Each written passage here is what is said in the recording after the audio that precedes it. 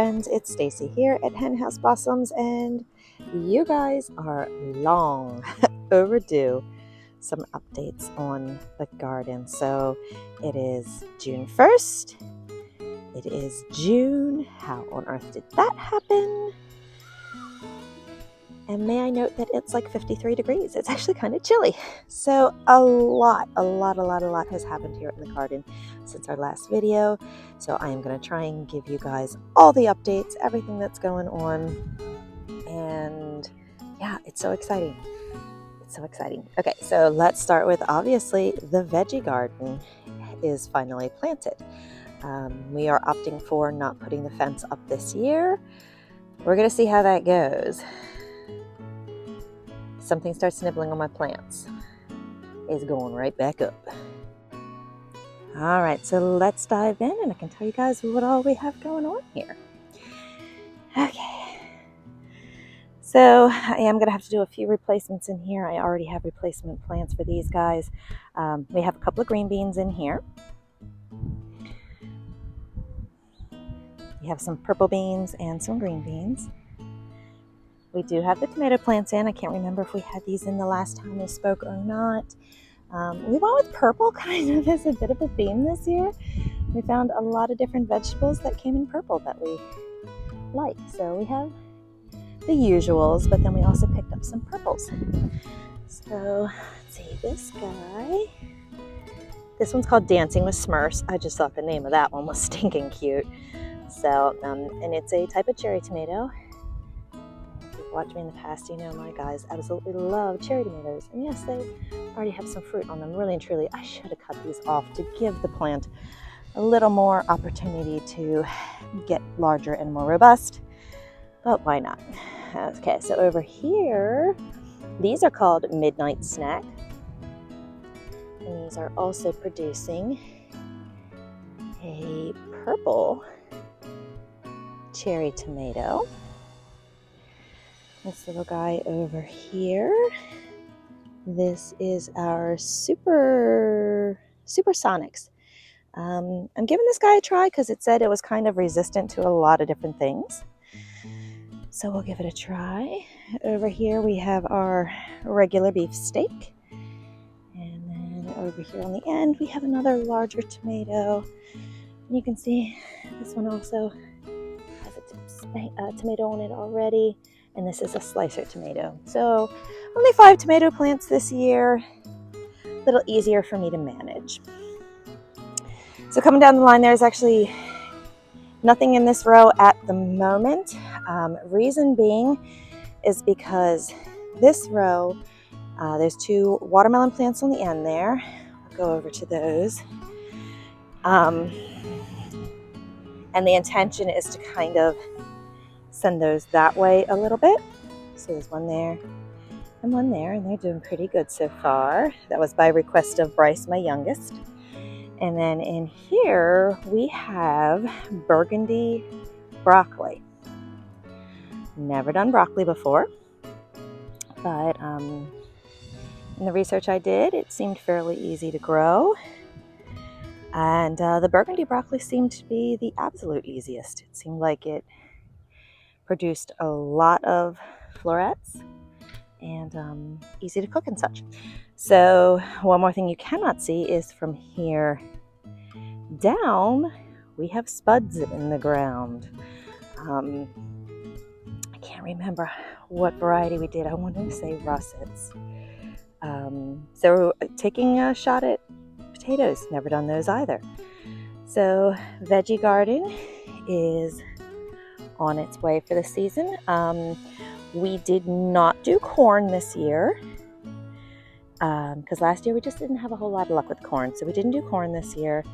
I also did not cucumbers. Again, just didn't have much luck with them last year, and I'm really just trying to keep things a little on the simpler side, and I'm also trying to keep it to things we eat on a regular basis. So now there is one more thing I will be adding, and that is I have 2 zucchinis in the house in the grow room started, and those are going on the end there in the same row as the watermelon. I do have some openings up here.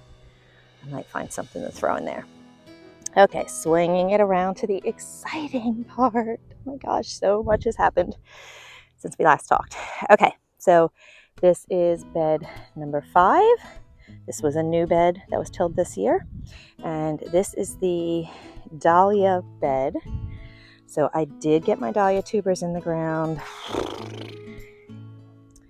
I want to say maybe 3 weeks ago. Gracious, I have once again not been doing very great in documenting everything. But you know what? When in the end, like everything comes up, you're just like, great, it worked.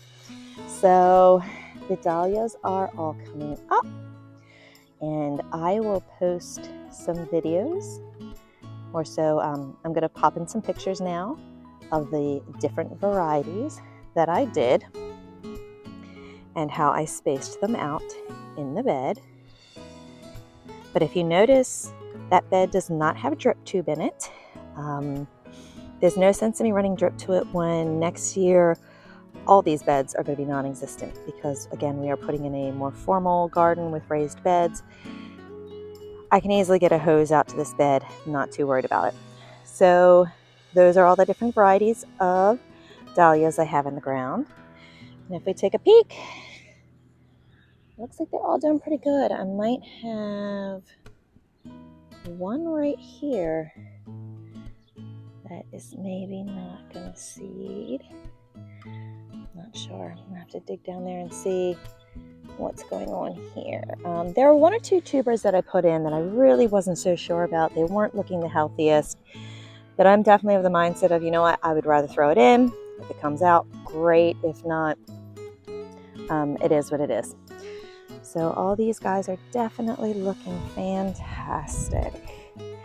All right, and this little stick here was my divider until everything kind of came up, because I didn't quite know where anything was. And then down here, we have the celosia or celosia, depending on how you pronounce it.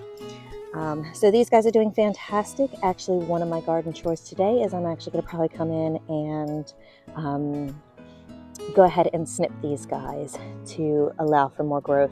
I wanted to let them get a little bit of growth on them before I came in and pinched them. I mean, you can see this one already has a floret on top. So, and this one does as well. So one of my garden tasks today is to come in here, pinch these guys off. Again, I just wanted them to get a little bit more growth to them. This guy is kind of interesting. Like, look at that. I have that one very purpley one right in the middle of all these beautiful green ones. So that's going to be fun to see as that grows. So again, this is my first time doing celosia, and they seem to be doing fantastic. I did start these indoors. So they are doing really good. And then down on the end of the bed here, I have some basil. So these 4 are cinnamon basil. I do use these in floral arrangements. They get these beautiful purple flowers on them. They smell amazing. I mean, considering a lot of the different flower varieties I'm doing don't necessarily have a fragrance to them, I happen to love the smell of basil. So we have 4 cinnamon basils, and then on the end here, we have a Thai basil. And again, I use these in arrangements because if you can see, these get beautiful purple flowers on them. And again, they smell amazing. And the reality is they also last a long time in a vase because, believe it or not, they will start to root. So I actually have a couple in the house. So this plant, when I first got it, had, I'd say a good 5-inch spike on them with flowers. And I cut them and put them in a vase in the house because that's what I use them for. I'm using them as cut flowers. And they all have roots on them. So guess what? They're going to end up, I don't know, maybe I'll pop one there and pop one there. They're going to come out here and be added because they already have roots to them. So basil is a fantastic addition for your cut flower garden. All right, I am hoping that you guys don't hear too much of the noise that just kicked in. That would be a circular saw, and I will give you guys that update in just a moment. There's some exciting construction going on here too. So this is what survived of my second stock planting. This has been moved to bed 4. I already know this little guy on the end is not going to make it. Something sheared it off. I don't know if it was the wind, critter, not sure. But these are not pinchable plants. So I already know nothing's gonna happen with that, but that's okay. So again, this is bed number 4, and this is going to be the zinnia bed. So I will be doing succession planting of zinnias in this bed. So we have the first planting down here. Another one of my chores today is going to be to just do a little bit of weeding in these beds. And looks like I might have to fill in a few spots here where we didn't really get a good germination. Hindsight, I should have put 2 in each just to be safe, but this is the start of the zinnia bed. And actually, I think I'm due another planting. So I may add to the chore list today to put a few more zinnia seeds in the ground for the next succession. Bed number 3. I know I'm going in reverse of how I normally go, but this is what we are hoping and praying is going to work. These are the ranunculus plants. So again, these are the ones that my boss requested. Never done ranunculus before. I've always heard how complicated they were to do. And I really took a gamble again on these because these should have been in the ground a lot earlier. But we have also had a lot of really cool days. So I was really kind of hoping, and nights, that might help to keep these guys happy. But this is where they are at the moment. You can see these guys down here. Oh, this bed needs to be weeded. These guys are looking pretty good. Not seeing any florets coming up yet. But, so this was one of my gambles this year. This ranunculus, hopefully we still get some blooms on it. The yarrow is looking fantastic. We've got our first blooms coming up on these guys. No idea what color they're going to be. If I remember correctly, this was some sort of yarrow mix. So again, my perennialized yarrow out front, I have been using that like crazy. So I'm really excited for these guys to open up so I can finally tell what color they're going to be. But yarrow is fantastic in a vase. For me, it has a pretty good vase life. And even if you don't use like a floret stalk, I love just using this ferny stuff. Look how pretty that is. So I've even been harvesting off of my plant out front like this. Because again, they just structurally and visually, they just look stunning. So yarrow is doing pretty good. I do have a few patches down here that didn't quite make it, but you know, these are the things that happen. Now, my pride and joy. I am so stinking excited, you guys. You know, if we look back at all the videos of the sweet peas, and there were so many times I was like, they're not gonna make it. They are so just not gonna make it. Look at this. They made it. And I was totally gonna come out here this morning and go ahead and harvest these guys. But I was like, no, I have got to do a video because I haven't done one in ages. Look at these beauties, and they smell amazing. And I'm looking now and seeing we have our first of another color variety coming in down here. I'm gonna have to go back and look and see. I know I planted 3 different varieties, so I'll have to go back and see. Obviously the purple was one, and I don't remember, but very interestingly enough, you can also see the purple is flourishing. Like that one's doing really good. Whatever's in the middle here, not as great. I don't think that has to do with anything water-wise or anything. I mean, just from the very beginning, these 2 varieties on the end just did better. So I guess we need to add to the task list today to come in and get some of these guys put up. You know, every time I have a new plant, obviously there's a lot of research that has to happen. And as I've been doing some research lately on, now that I'm getting blossoms, when is the right time to harvest these guys? I'm also seeing a lot of videos where people are recommending to come in and actually cut these tendrils off instead of allowing them to grow for the plant to grip on, because that's just more energy that the plant is spending on doing something versus producing blooms. So I have been coming out, well, obviously at this point I can't get them all off. I've just been kind of cutting off a few here and there, and then putting more focus on weaving them up through the netting, or if I have to, actually tying them up. So sweet peas, I'm pretty excited about. These guys, first year growing this one as well, and I can already say I would definitely do it again.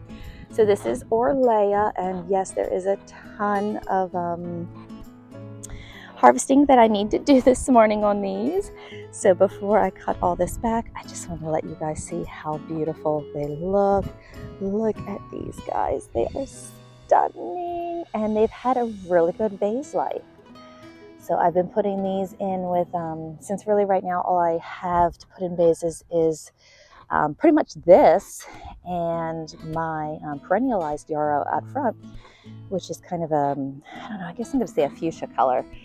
There's been a lot of vases with just those in it, and popping in one or two of the sweet peas, and they're beautiful. They're absolutely beautiful. So Orlea, that was another one. I was like, I don't know if this is ever going to go vertical, but clearly it did, and it's doing great. Moving on down the line here, the snapdragons.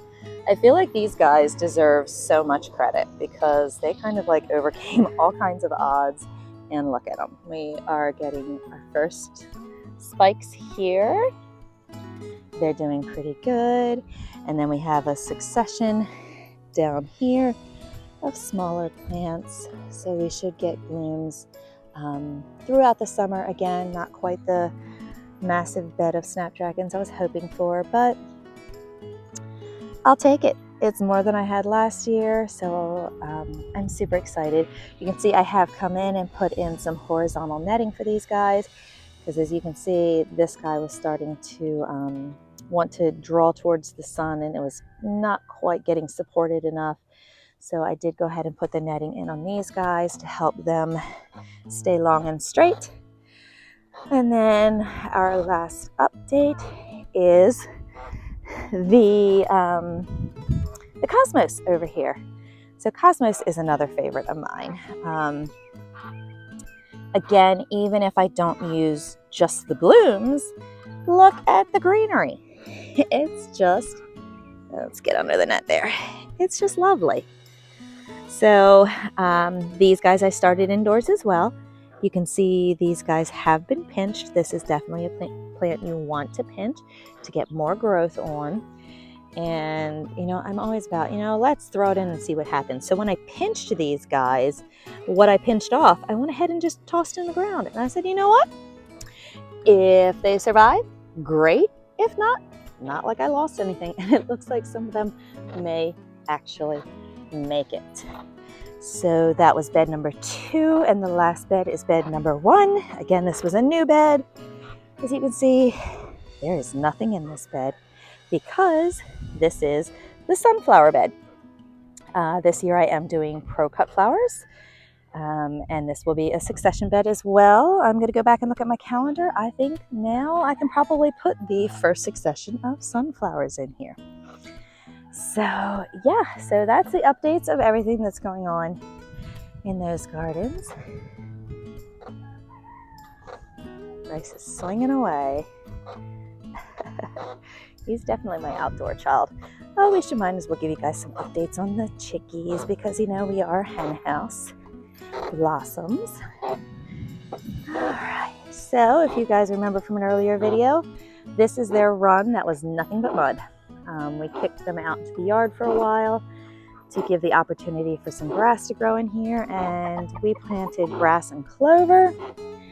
And while they are doing a little bit of a number to it, they have not successfully taken it all the way down yet, touch wood. So there's the babies. Can you believe that? Those 6 right there, those are the babies. They are not babies anymore. They get so big, so quick. So the chickens are getting big and happy, and the babies are doing wonderful. Of course, there's the man, Duke, and some of his girls. Everybody's getting along great. You know, there was definitely a little bit of picking on the babies at first, but I waited till they were big enough to be able to handle their own. Oh, look, here we go. Hi, baby. Oh, she's gonna go say hi to Nash. Nash, is that one of your chickens? That is Luna. That's my crazy one. All right, so let's pop around here really quick so I can show you guys the exciting things going on out front. I did finally manage to get in here and do some cleaning up. You can see where the wheelbarrow is. That's how far I got. So I need to finish cleaning up this side of the house. No idea yet what's happening over here. I'm honestly thinking some hostas, because while these guys get morning sun, this side is completely shaded in the afternoon and evening. All right, now for the exciting stuff that's going on. Construction. Papa Loot is working on building a little deck out front. So our neighbors had done this to their house, and I was like, it's just so stinking cute. We can sit out here, enjoy the sunsets in the evening, watch the buggies go by. So we have a deck that's going in out here. Papa Loot's gonna saw away.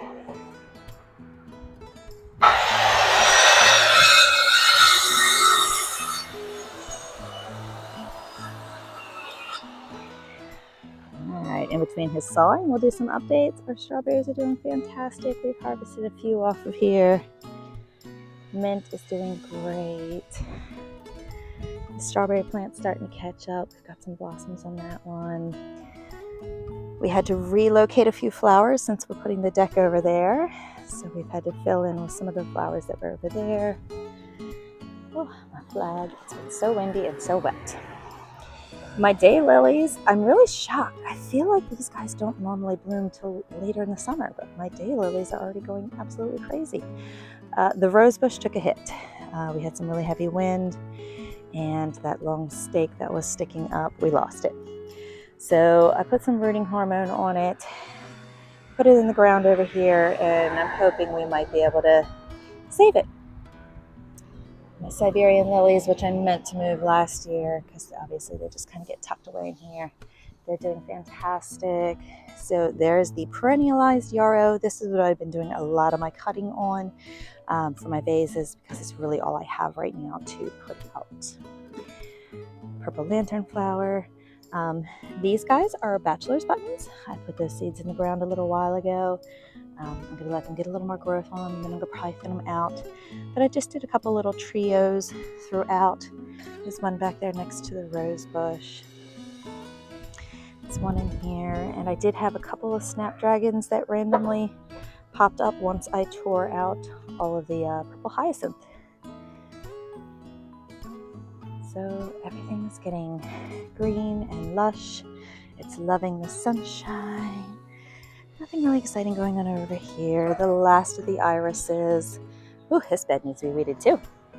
The last of the irises are about to die off. It's so sad. I really wish they lasted longer. Nothing else exciting going on over here. My hosta's super happy. We went through blooms on, oh my gosh, I'm totally brain farting right now. The rhododendron and the azalea. Peonies are done. I did harvest quite a few of these. I have some of these actually in my fridge awaiting more flowers to fix with them. But these guys are done, and you know what? I may actually try and harvest seeds from these guys. These were the couple that I let go. And the bleeding hearts. So yeah, that is everything going on here at Henhouse Blossoms. I'm so sorry that it took forever for me to do updates, but we've had so much wind and rain and sick and all kinds of things. So here is your update. I hope your guys' gardens are doing fantastic as well. Stay tuned to Instagram and Facebook. I'm always posting updates there. And that's it for today's update, friends. Happy gardening.